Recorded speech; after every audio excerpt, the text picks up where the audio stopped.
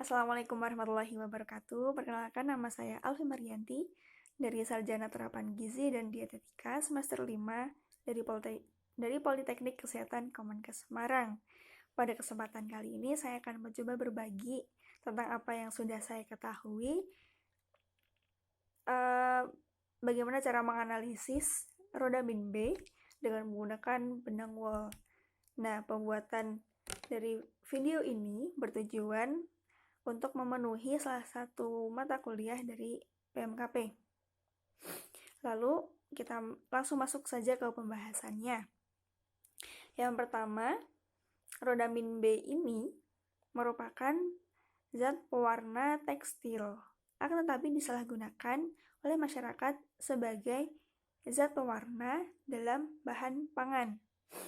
Nah, efek dari rodamin ini adalah bisa membuat produknya itu lebih berwarna, lebih menarik, dan warnanya jadi lebih kelihatan mencolok dibandingkan dengan pewarna alami. Oh ya, pewarna itu sebenarnya dibagi menjadi dua, ada pewarna alami dan juga pewarna sintetis. Kalau pewarna alami itu bisa berasal dari sayur buah. Contohnya, kalau untuk kunyit itu bisa memberikan warna kuning. Kalau mau warna hijau bisa dari pandan ataupun daun suji. Kalau mau warna merah bisa dari stroberi dan juga bahan-bahan lainnya. Kalau untuk pewarna sintetis itu sebaiknya menggunakan pewarna makanan karena sudah terbukti aman jika dikonsumsi dalam batas wajar. Akan tetapi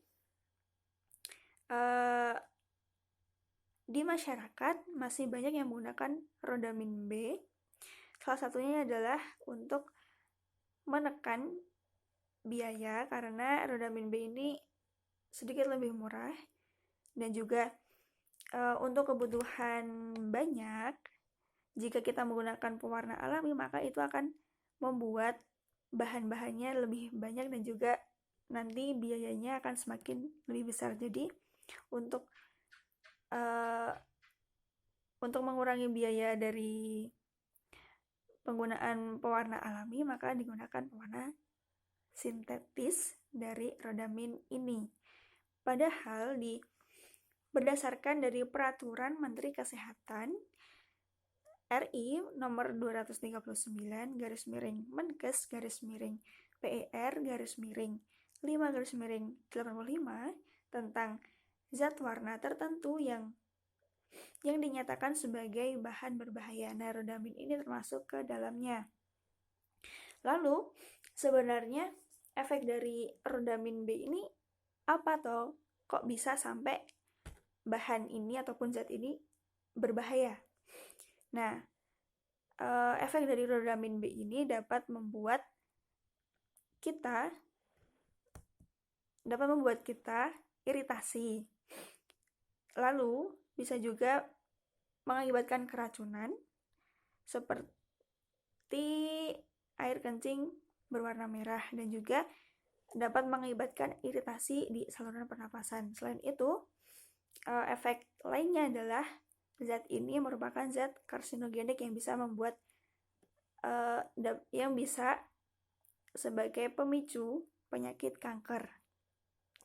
Lalu di penelitian ini disebutkan bahwa pengujian ini dilakukan dengan metode kromatografi lapis tipis dengan prinsip memisahkan sampel berdasarkan kepolaran antara sampel dengan pelarut yang digunakan.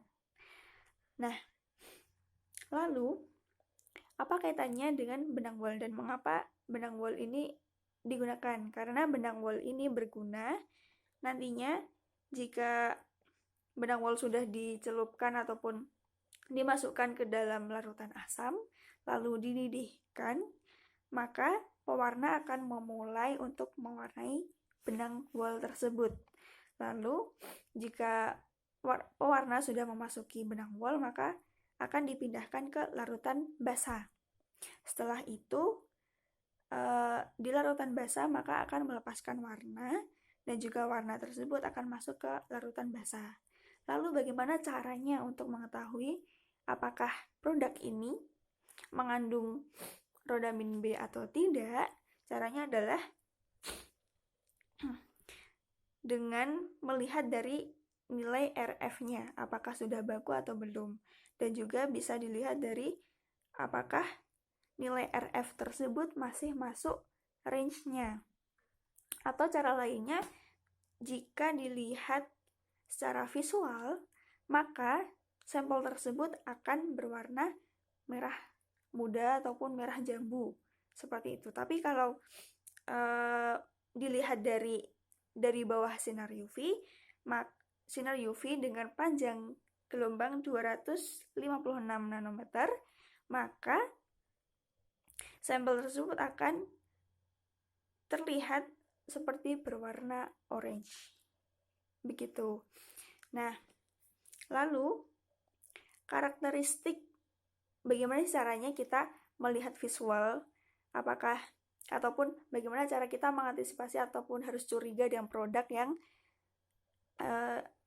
mungkin dicurigai mengandung rodamin. Ciri-cirinya adalah produk tersebut warnanya yang pertama adalah mencolok, kemudian yang kedua mengkilap terang, terus yang ketiga itu warnanya tidak rata, dan yang keempat mungkin ada bagian-bagian yang menggumpal. Nah, itu mungkin bisa jadi semacam was-was sendiri, apakah kira-kira produk ini aman atau tidak. Begitu. Sekian dari saya. Kalau misalnya ada salah, saya mohon maaf, dan sampai jumpa lain waktu. Assalamualaikum warahmatullahi wabarakatuh. Terima kasih.